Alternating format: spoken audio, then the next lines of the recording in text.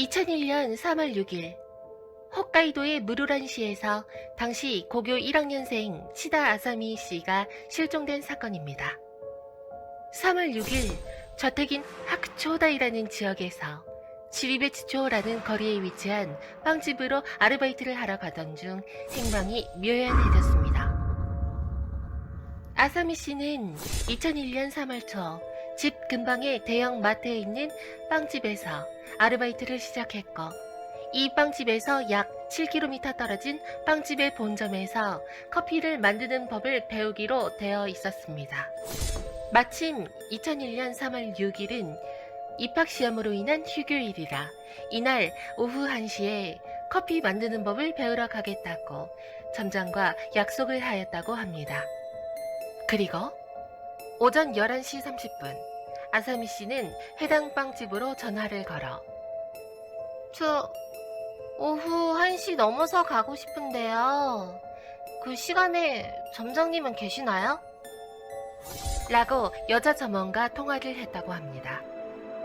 그 후 대략 낮 12시쯤 나 커피 배우러 잠깐 알바 좀 갔다 올게 라는 말을 남기고 집에서 약 1km 정도 떨어진 하쿠초다이 중앙 버스 정류장까지 걸어가서 12시 25분에 출발하는 히가시마치 터미널행 버스를 탔고, 이때 아사미 씨가 버스에 타는 모습을 친구가 목격을 했고 서로서로 인사도 나누었다고 합니다.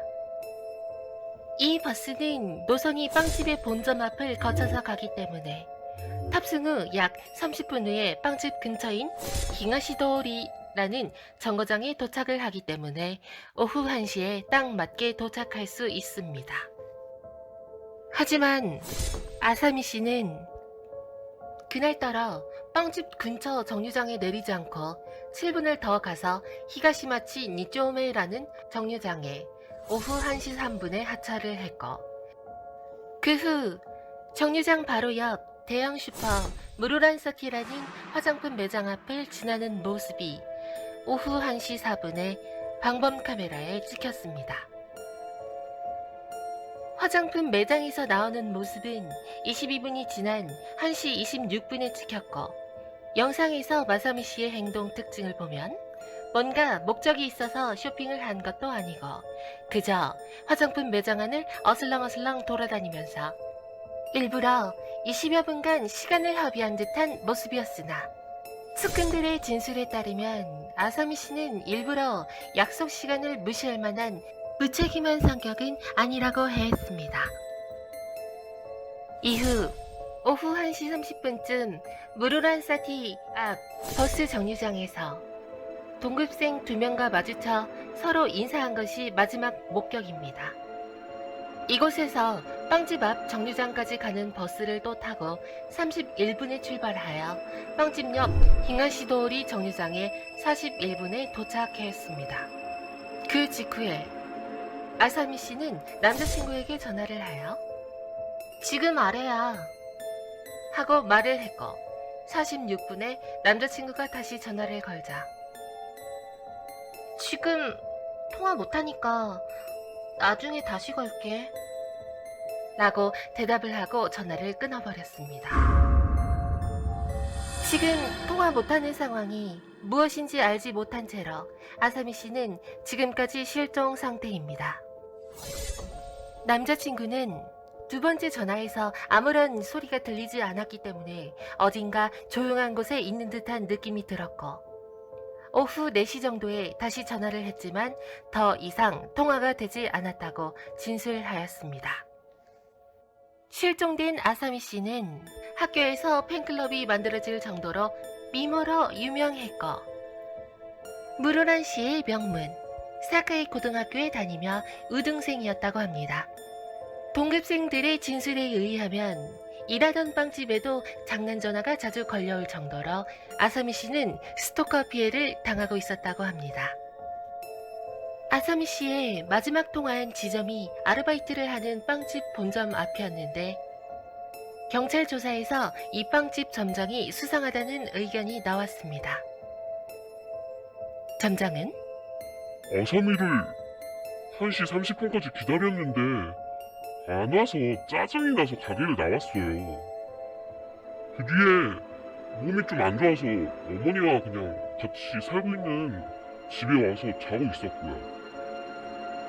라고 하였으나 오지 않았다는 아사미가 마지막으로 확인된 곳이 걸어서 1분도 되지 않은 빵집 본점의 앞이었으므로 경찰은 당연히 이 말을 의심하여 이 점장을 주요 용의자로 보고 24시간 체제로 감시하였다고 합니다. 당시 빵집 종업원 중에는 대학생, 고등학생들이 잔뜩 있었는데 전에 일하던 여자 아르바이트생들은 그 점장은 좀 불쾌한 느낌이 있었어요. 가끔 가게에 치마를 입고 출근하면 오늘은 드문 모습이네 하며 위아래를 훑는 듯이 바라보기도 했었어요. 그리고 알바생에게 고기 먹으러 가자고도 하고 좀 이상했어요. 라는 진술을 하였습니다. 한 남자 아르바이트생은 점장이 눈독 들이는 여자들은 모두 눈이 크고 머리가 긴 마른 사람이었어요. 아사미의 외모랑도 일치하니까 걔가 실종됐을 땐 혹시나 했었어요. 라고 진술하는 등 점장의 평판은 매우 나빴습니다. 점장이 1시 반 무렵 외출한 뒤는 어머니 이외에 알리바이를 증언해줄 사람이 없었고 나갈 때 아사미 양을 찾으러 가겠다고 종업원에게 말했다고 증언했지만 해당 종업원은 그런 말을 듣지 못했다고 진술했습니다. 경찰은 처음부터 납치, 감금 범죄 사건일 가능성이 높다고 판단하여 조사원 수천여 명 이상을 투입하고 철저히 수색하였으며 주요 용의자로 추정된 점장을 예의주시하여 3일에 걸쳐 소유 차량을 압수, 자택과 점포내를 조사하였지만 사건과의 연관성은 일체에 찾을 수가 없었고 본인도 별다른 증언을 하지 않았기에 증거 불충분으로 불기소되었습니다. 그런데 2010년 11월에 어떤 블로그에 자신이 전 형사이며 탐정이라 소개한 어느 글이 화제가 되었습니다. 이 블로거는 자기가 조사한 바에 따르면 점장이 운영하던 빵집 건물의 2층과 3층은 빈 임대 아파트였으며 건물 소유자는 점장이었으므로 빈 아파트 어느 방에 아사미 씨를 감금했을 가능성이 높다고 했습니다. 그리고 경찰은 이 방을 조사하지 않는 결정적인 실수를 저질렀고 또한 점장이 조사받는 도중 비디오 가게에 반납한 것은 전부 여고생 내용의 AV였다고 당시 현장 조사원이 귀띔했다고 합니다. 그리고 2011년 실종 10년을 맞아 한 방송사에서 사건을 재조명하고 용의자로 의심받았던 점장을 직접 찾아가 인터뷰를 하였습니다. 점장은 사건 1년 후 파산하여 폐점을 하고 현재는 다른 장소에서 커피숍을 운영하고 있었습니다.